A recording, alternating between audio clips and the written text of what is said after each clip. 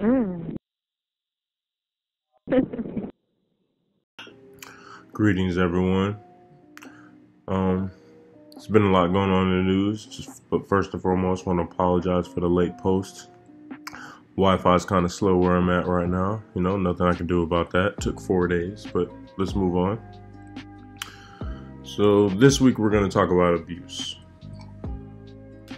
And there's a lot of different kinds of abuse. People automatically think of abuse as someone who's just hitting somebody, etc. and so forth. But the definition of abuse is use something to bad effect or for a bad purpose, misuse. So there's a lot of different ways you can abuse something. And in terms of what's going on right now, there are a lot of people upset about people looting and damaging and just doing what they see as obscene things about abuse. And what I have to say to this is you can't tell people how to feel. You can't tell people how to react to things. I don't care what you are, who you are. There's only so much an individual can take. And we're not going to base this on police brutality or black versus white or men versus women. It's just in general. If you hit a dog enough, it will attack you the first chance it gets. It doesn't matter what you are or who you are. You can only take but so much before you start fighting back. It's just the law of the land. Now, as far as if we're going to direct it towards what's going on these days, or at least right now, because police brutality is nothing new. It's been going on since slavery. It just changed forms over the years.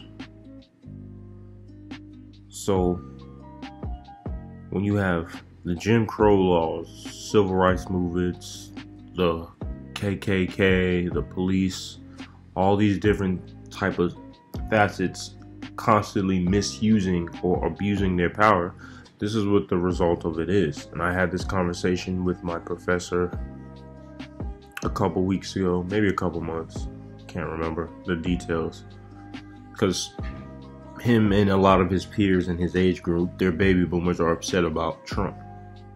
And I said to him, and I said to all of them, Trump is really you all's fault. And he couldn't understand why at first, and I said he's you all's fault because all you've done over the past some odd years is sweep problems under the rug. And you kept sweeping problems on the rug, and you kept sweeping problems on the rug. And if you keep sweeping enough dirt under there, that pile is going to get bigger. And what's going to happen? You're going to have bugs and critters and other things that eventually make their way under that rug to create something that you're not going to like. And it's going to crawl right from under that rug with all the other filth and things and whatnot. But what needs to happen is, and what has to happen is, that rug needs to come off. And this is what's happening now. The rug has been completely removed.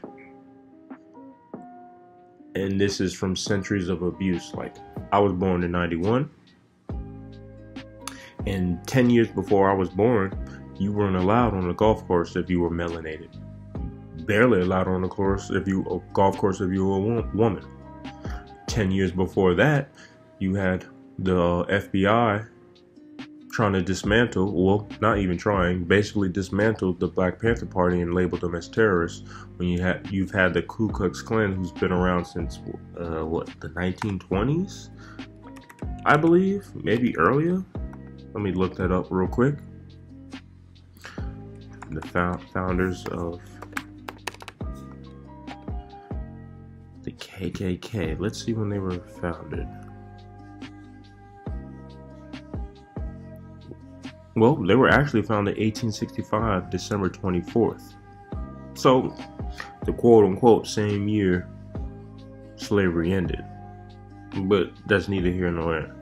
And they've been terrorizing anybody who's advocated for melanated people or people of color since 1865. So that's over 100 years. We're pulling up on 200 years. 10 years before that, You had Martin Luther King and Malcolm X, who were assassinated in what, 1964 and 1965?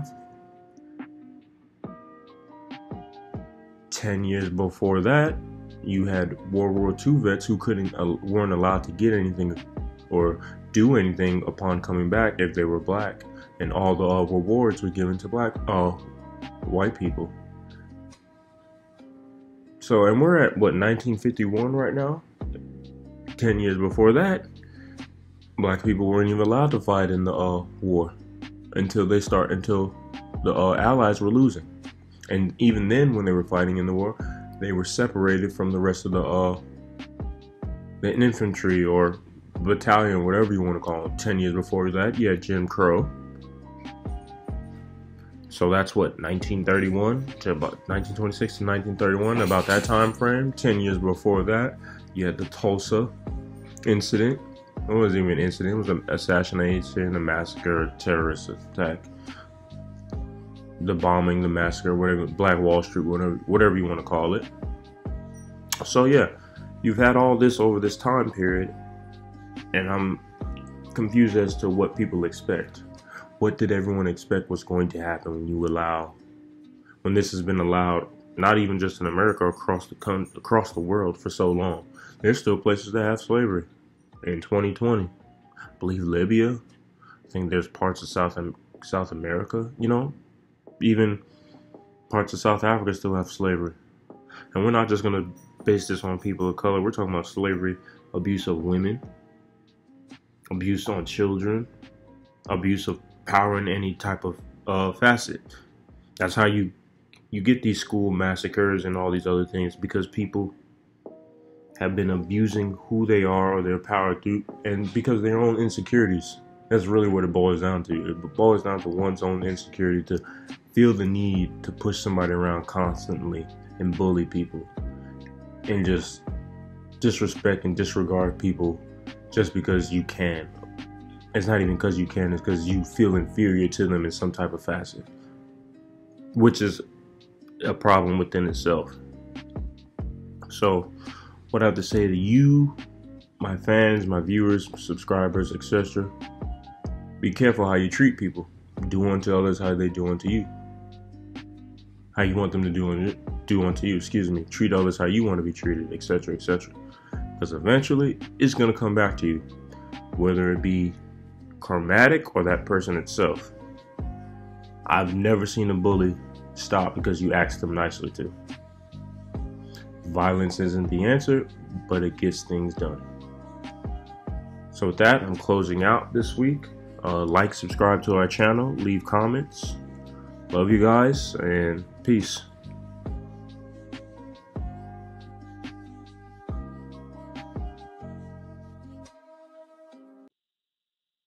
Mm.